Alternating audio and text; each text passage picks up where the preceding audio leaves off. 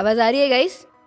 Setup कैसा लग रहा है पहले तो ये बता दो। ये नया सेटअप आया है नए वीडियो के लिए, तो पहले तो वीडियो को लाइक कर देना, चैनल को सब्सक्राइब करना मत भूलना, और अगर ये वीडियो आपको पसंद आ जाए ना तो अपने सारे दोस्तों के साथ भी इसे शेयर कर ही देना। मतलब सोचना नहीं है अब आपको इस बारे में, बस शेयर कर डालो। आज के इस वीडियो में मैं आपको बताऊंगी ऐसे तरीकों के बारे में जिससे ना आप जानेंगे कि अगर आपको अपना घर लेना है, आई एम श्योर बहुत सारे लोग ऐसे होंगे जो सोच रहे होंगे घर लेना है यार, गाड़ी लेनी है, नया फ़ोन आ गया है मार्केट में, फ़ोन चाहिए, बजट नहीं बन पा रहा है अपना, इन्वेस्टमेंट कहाँ करें, कैसे करें, क्रेडिट कार्ड को कैसे इस्तेमाल करें। तो ये सारे सवालों के जवाब ना आपको आज इसी वीडियो में मिल जाएंगे। तो चलिए वीडियो की ओर बढ़ते हैं। ऐसे 7 तरीके जानते हैं जिनको अगर आप समझ लेंगे ना तो बस फाइनेंशियली फ्रीडम लेना आपके लिए बहुत ही आसान हो जाएगा। चलिए शुरुआत करते हैं बजट बनाने से। अब बजट ना हमारे लिए एक बहुत ही हेक्टिक टॉपिक रहता है ना, मतलब हमें सोचना पड़ता रहता है बार बार कि यार पैसे नहीं बच रहे हैं, पैसे नहीं बच रहे हैं। सैलरी आ जाती है, तनख्वाह हमारी आ जाती है अकाउंट में, और ऐसा लगता है आई और चली गई, बस पता ही नहीं चलता है कि पैसा जा कहाँ रहा है, खर्च कहाँ हो रहा है। ये और ये तो हर किसी की प्रॉब्लम है, मेरी खुद की प्रॉब्लम रहती है ये। तो मैंने तो ये 7 रूल जो है ना ये सीख लिए हैं और इसलिए आपको भी बताने आ गई हूँ। तो सबसे पहले बजट की बात हम जैसा कि कर रहे हैं, अब आपको बनाना है बजट। तो जो बजट है ना वो होना चाहिए आपके 50, 30 और 20 की रेशो में। 50% होना चाहिए जो आपकी नीड्स हैं, यानी कि जहाँ पे आपको खर्चा करना ही करना है, आप अवॉइड कर ही नहीं सकते उसको। इसमें हो सकता है आपका बिजली का बिल, आपका घर का रेंट, आपका वाटर बिल, तो जो भी आपके XYZ खर्चे हैं जो आपकी नीड्स हैं, यानी जो ज़रूरतें हैं आपकी, जिसको आप नहीं कम कर सकते हैं, जिसको आप मतलब ये तो होनी होनी है, इसमें आप अपना 50% लगाएंगे। दूसरी बारी आती है 30% की। 30% आप डालेंगे अपने वांट्स में, कि मतलब मैं चाहता हूँ या चाहती हूँ ये सारी चीज़ों पे पैसा खर्च करना, तो वो वहाँ पे मैं अपना 30% जो मेरा बजट होगा उसको मैं एलोकेट कर दूंगी। 20% जो बचा उसको या तो मैं सेविंग्स में डालूंगी अपनी, या फिर मैं कहीं पे इन्वेस्ट कर दूँ। मतलब वो पैसा मुझे बस सेव करना है, बचाना है कैसे ना कैसे करके। अब मान लीजिए आपकी तनख्वाह है 60,000 रुपये। अब 60,000 का 50% यानी 30,000 रुपये जो होंगे वो तो आप डालेंगे सीधा सीधा अपनी नीड्स में। मतलब कि भाई मेरी ज़रूरत है तो इस पैसे के बिना कम हो ही नहीं सकती है, ये तो मुझे खर्च करना ही पड़ेगा। तो 50% मैंने वहाँ पे अपना डाल दिया। अब यानी कि 30,000 रुपये तो मेरे चले गए। अब बचे हुए 30,000 में से 18,000 यानी कि 30% उसका आप अपने वांट्स में डालेंगे, यानी कि जिस चीज़ों के लिए आप इच्छा रखते हैं अपनी। एंटरटेनमेंट हो सकता है, मूवी देखने जाना है, बाहर रेस्टोरेंट में खाने जाना है, परिवार के साथ घूमने जाना है, पिकनिक मनाने जाना है, कभी कोई ट्रिप मार ली 2-4 महीने में एक बारी, तो इस चीज़ के लिए एक अलग से आपने अपना बजट बना लिया। अब आते हैं बचे हुए 20% पे, यानी कि 12,000 रुपये पे। इस 12,000 यानी इन 12,000 रुपये को आपको करना है सेव। आप इसे करेंगे अच्छी सी जगह पे इन्वेस्ट। ये नहीं सोचना है कि यार चल अपने नीड्स वांट्स में से और थोड़ा सा निकाल लेते हैं, उसके अंदर से और थोड़ा सा निकाल लेते हैं, नहीं, ऐसा नहीं करना है। देखिए ये जितने भी रूल्स मैं आपको बता रही हूँ ना, ये काम तभी करेंगे अगर आप इसको ना बहुत शिद्दत से दिल से करेंगे चीज़ों को। अगर आप ऐसे ही सोचेंगे रैंडमली कि चल कोई नहीं यार अगले महीने से कर लेंगे, डिले नहीं करना है उस चीज़ को, तो वहाँ पर आप पैसा बचा सकते हैं, आप फाइनेंशियली फ्री हो सकते हैं। जी हाँ, ये सच है। अगर आप अपने पैसे को अच्छे से इन्वेस्ट करना, अच्छे से उसका बजट बनाना, अच्छे से अपनी सारी सेविंग्स जो है वो सब कुछ करना करते हैं ना अगर, तो आप फाइनेंशियली फ्री हो सकते हैं। ये सच है। तो हम बात कर रहे थे 12,000 पे। उस 12,000 को ना आपने अच्छी सी जगह पे इन्वेस्ट कर देना है। अब मैं आपको ये सजेस्ट करूँगी कि आप ये जो 12,000 रुपये है ना, ये आप बांट लें कि आपको किस किस जगह पे इन्वेस्ट करना है। इन 12,000 को भी आप डिवाइड कर सकते हो, यानी कि आप सपोज़ आपने 4,000 रुपये एक जगह इन्वेस्ट कर दिए, 3,000 रुपये आपने एक जगह इन्वेस्ट कर दिए, बाकी के 3,000 रुपये आपने एक जगह इन्वेस्ट कर दिए, बचे हुए 2,000 2,500 जो भी बचा उसको आपने कहीं और इन्वेस्ट कर दिया। अब आप इन्वेस्टमेंट कर सकते हैं म्यूचुअल फंड्स में, स्टॉक मार्केट में, आप कर सकते हैं FD में। मतलब मैं आपको सजेस्ट करूँगी कि एक अच्छे से म्यूचुअल फंड में आप इन्वेस्ट करें, अलग अलग टाइप के। आप फ्लेक्सी कैप ले सकते हैं, आप स्मॉल कैप में अलग इन्वेस्ट कर सकते हैं, लार्ज कैप में अलग इन्वेस्ट कर सकते हैं। इसके लिए अगर आपको ये चीज़ पूरी प्रॉपर सीखनी है तो इसके लिए ना फ्रीडम ऐप बहुत अच्छा प्लेटफॉर्म है। वहाँ पर आपको बहुत अच्छे तरीके से एक्सपर्ट्स बताते हैं कि आपको कहाँ पे किस तरीके से कितनी इन्वेस्टमेंट करनी चाहिए। इस ऐप को डाउनलोड कर लेना आप। डाउनलोड करने का लिंक मेरी चैनल प्रोफाइल और डिस्क्रिप्शन दोनों पर ही आपको मिल जाएगा। अगर आपको स्पेसिफिकली कोर्स का लिंक चाहिए तो वैसे वो भी आपको मेरे चैनल प्रोफाइल पर दिख जाएगा। स्टॉक मार्केट भी दिख जाएगा, म्यूचुअल फंड भी दिख जाएगा, बाकी इन्वेस्टमेंट करने के तरीके भी आप वहीं से सीख सकते हैं। इनफैक्ट अभी तो ऐप पे ऑफ भी चल रहा है, डिस्काउंट आपको मिल जाएगा, जहाँ पे आप ना 399 रुपीज़ पर मंथ, सिर्फ 399 रुपये में ना एक पूरी कैटेगरी ऑफ कोर्सेज खरीद सकते हैं। जैसे कि अगर आप पर्सनल फाइनेंस के बारे में जानना चाहते हैं तो वहाँ पे पूरी कैटेगरी आपको मिल जाएगी 1 महीने के लिए। तो यार ये बहुत सस्ते में मिल रहा है, तो ले लो जल्दी से आके खरीद लो इस चीज़ को। चलिए अब बढ़ते हैं आगे, रूल के बारे में जानते हैं एक्चुअली में।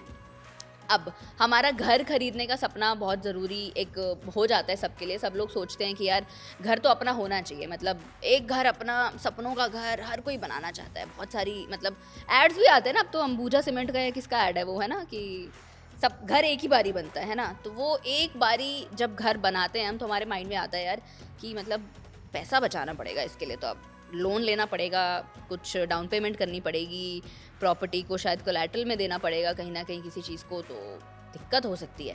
तो इसके लिए जो रूल है ना, वो एक हाउस बाइंग रूल अलग से मिलता है। तो यानी कि वो रूल होना चाहिए आपका 3:20:30 के रेशो में। तीन यानी 3 टाइम्स, यानी कि जब आप कोई घर लेने के बारे में सोच रहे हैं ना, तो उस घर की जो कीमत है वो आपकी एनुअल हाउस होल्ड इनकम से 3 टाइम्स से ज़्यादा नहीं होनी चाहिए।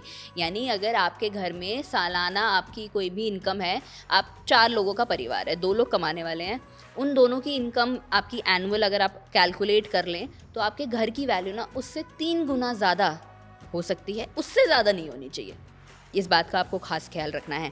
दूसरा आता है 20, यानी 20% डाउन पेमेंट आपको अपने घर की लोन अगर आप लेते हैं तो 20% आपको उस घर की डाउन पेमेंट करनी है।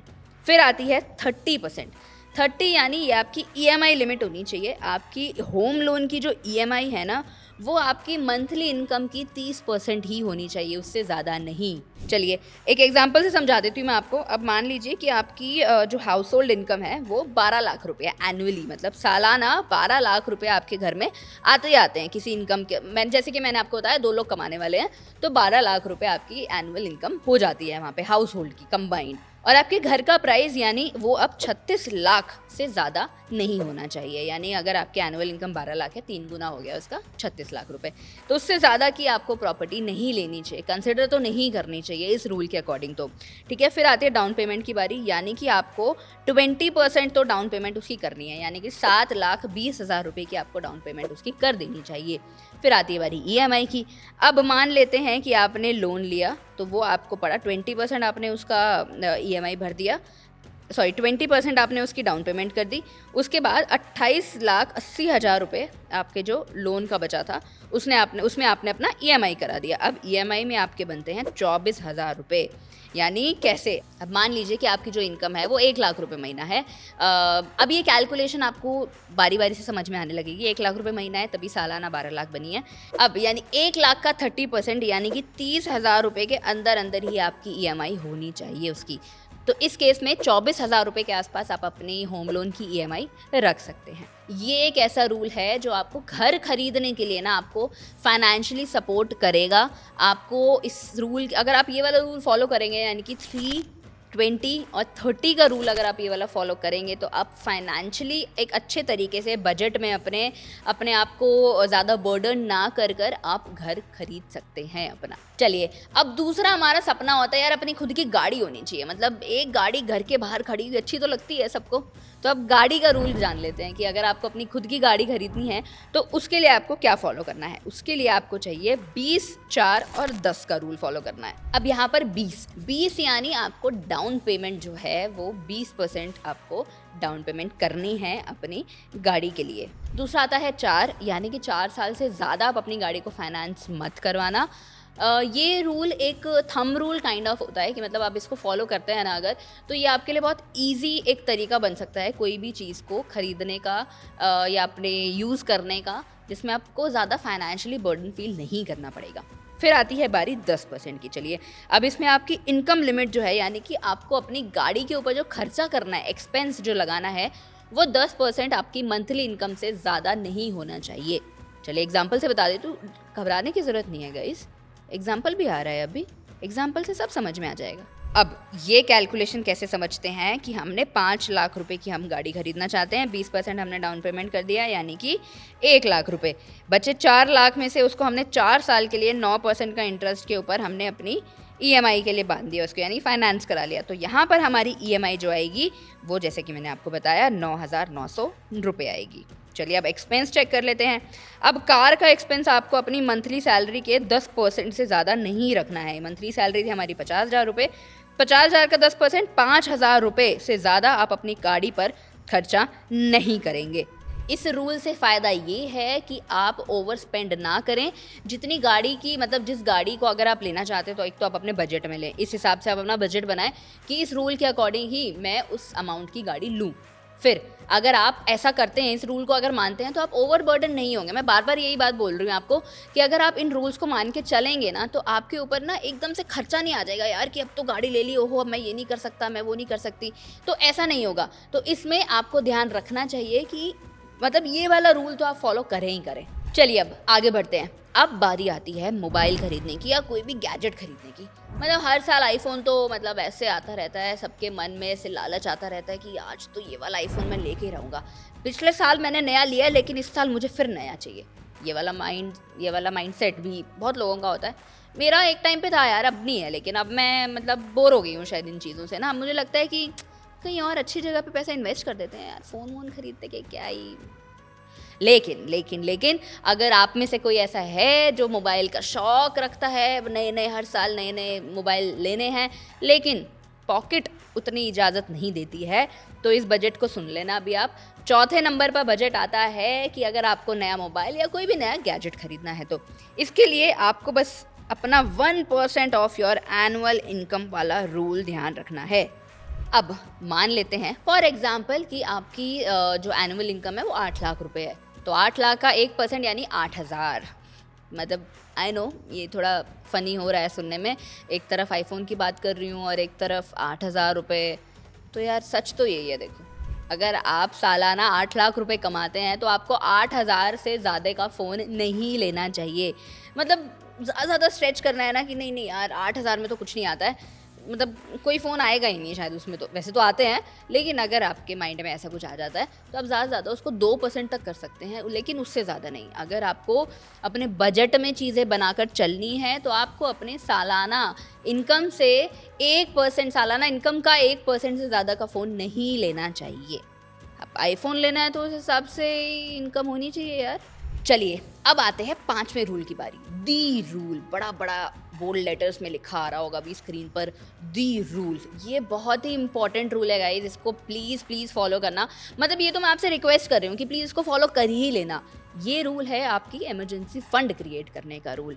आपके लिए हेल्थ इंश्योरेंस क्यों ज़रूरी है, आपके लिए कोई टर्म इंश्योरेंस क्यों ज़रूरी है, मतलब ये चीज़ें हैं ज़रूरी, इनका कोई क्यों का जवाब नहीं है, ये हैं, ये चाहिए होती हैं सबको और ये होनी चाहिए सबके पास।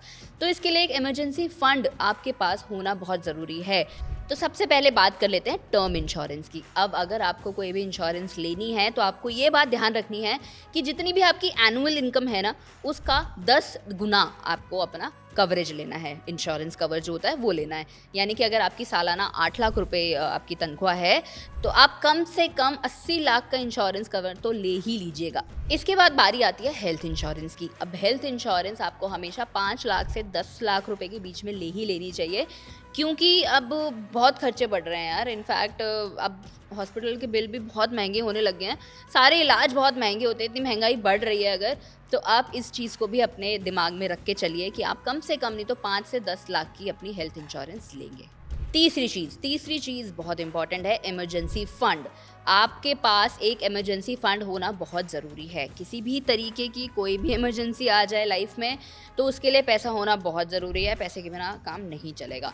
तो कम से कम नहीं तो 6 से 12 महीने आपकी जो भी तनख्वाह है या जो भी एक्सपेंसेस है, बोल सकती हूँ मैं इसको, एक्सपेंसेस बोलना बेटर है, आपके जो भी खर्चे हैं उनको आपको कम से कम 6 से 12 महीने का एक कलेक्टिव, एक क्यूमुलेटिव आपके पास वो अमाउंट होना चाहिए। मान लीजिए कि आपकी जो एक्सपेंसेस है महीने के वो 30,000 रुपये हैं, तो आपके पास कम से कम 1.5 लाख से लेके 3.5-4 लाख के बीच में पैसा होना चाहिए। ये बहुत ज़रूरी है। और अगर आप जानना चाहते हैं कि मैं एक प्रॉपर तरीके से इमरजेंसी फ़ंड कैसे बना सकता हूँ या बना सकती हूँ, तो वो भी एक मैंने प्रॉपर डिटेल्ड वीडियो बना रखी है, वो भी आपको मेरे चैनल पर मिल जाएगी। मैं उसका लिंक भी डिस्क्रिप्शन में डाल दूंगी। अगर आपको उसमें भी कोई डाउट रहता है तो आप मुझे कमेंट सेक्शन में पूछ लेना, मैं आपको सेपरेटली अलग से लिंक शेयर कर दूंगी।